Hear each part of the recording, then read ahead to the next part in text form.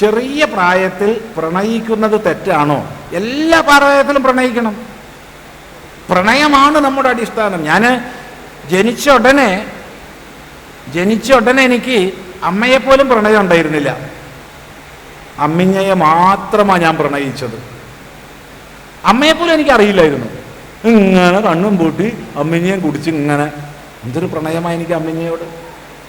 കുറച്ച് കഴിഞ്ഞപ്പോൾ അമ്മയെ ഞാൻ പ്രണയിച്ചു, എൻ്റെ അമ്മ. കുറച്ചും കൂടി കഴിഞ്ഞപ്പോൾ അച്ഛനെ പ്രണയിച്ചു. കുറച്ചും കൂടി കഴിഞ്ഞിട്ടാണ് അച്ഛനെ പ്രണയിച്ചത്. കുറച്ചും കൂടി കഴിഞ്ഞപ്പോൾ ചേച്ചിയെ പ്രണയിച്ചു, ചേട്ടന്മാരെ പ്രണയിച്ചു. കുറച്ചും കൂടി കഴിഞ്ഞപ്പോൾ അയൽവാസികളെ പ്രണയിച്ചു. അങ്ങനെ എൻ്റെ പ്രണയം കൂടി വരിക. അതിന് പരിധിയില്ല. എപ്പോഴും പ്രണയിക്കണം. ഒരിക്കലും ആരെയും വെറുക്കരുത്. ഒരിക്കലും ലോകത്തിൽ ആരെയും വെറുക്കരുത്. എപ്പോഴും പ്രണയിക്കണം. എപ്പോഴും പ്രണയമായിരിക്കണം നമുക്ക്. ഇതാണ് സ്വാമിക്ക് നിങ്ങളോട് പറഞ്ഞു തരാനുള്ളത്. വേറെ നിന്ന് ഭിന്നമായിട്ട് വേറെ ആൾക്കാർ പറഞ്ഞു തരുമായിരിക്കും, അതിന് ഞാൻ ഉത്തരവാദിയല്ല. എനിക്കിതേ പറഞ്ഞു തരാനുള്ളൂ നിങ്ങളോട്. പക്ഷേ ഈ പ്രണയിക്കുമ്പോൾ അത് ശ്രദ്ധിക്കണം.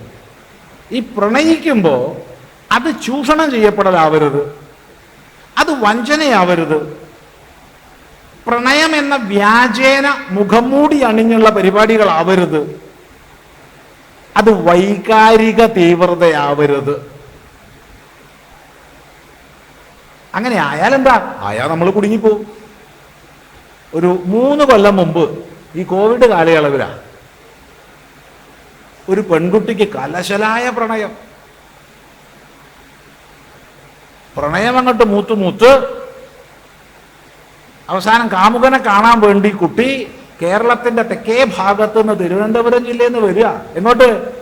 കണ്ണൂരേക്ക്. കണ്ണൂർ റെയിൽവേ സ്റ്റേഷനിൽ വന്നു. തൻ്റെ പ്രിയപ്പെട്ട കാമുകനെ കാത്തങ്ങനെ നിൽക്കുക. എവിടെ? ഇതാ ഞാൻ എത്തിക്കൊണ്ടിരിക്കുകയാണ്. എവിടെ? ഞാനിതാ 1 മിനിറ്റ് കൊണ്ട് നിന്റെ അടുത്തെത്തും. നോക്കുമ്പോൾ 85 വയസ്സ് കഴിഞ്ഞ ആളാ കാമുകൻ. ഈ കുട്ടി ബോധം കെട്ട് വീണു. പോലീസുകാരാണ് രക്ഷപ്പെടുത്തിയത്. എന്നിട്ട് തിരിച്ചു കൊണ്ടാക്കിയത് കേരള പോലീസാണ്. എന്താ കാരണം?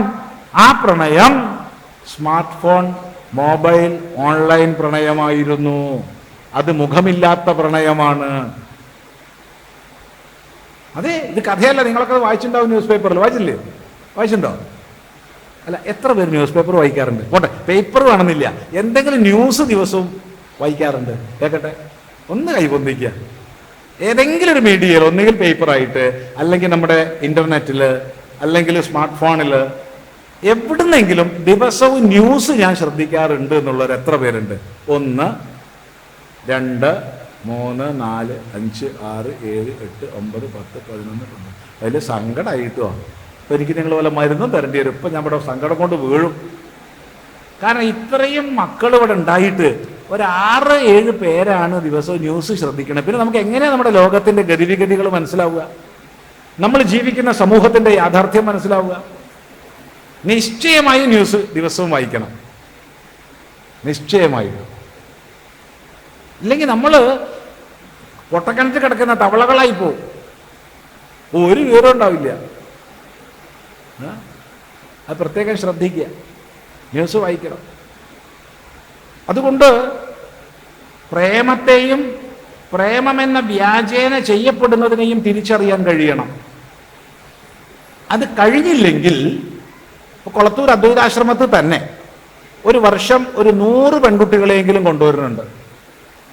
ലവ് ജിഹാദിന് ഇരപ്പെട്ടവർ കോടതിയിൽ നിന്ന്, അല്ലെങ്കിൽ മതപരിവർത്തന കേന്ദ്രത്തിലേക്ക് കൊണ്ടുപോകുന്ന വഴിക്ക്, അല്ലെങ്കിൽ ശാരീരികവും മാനസികവുമായ പല പീഡനങ്ങൾ ഏറ്റുവാങ്ങിയ ശേഷം ഒക്കെ വരുന്ന മക്കൾ, മനസ്സിൻ്റെ സമനില തെറ്റിയിട്ട്.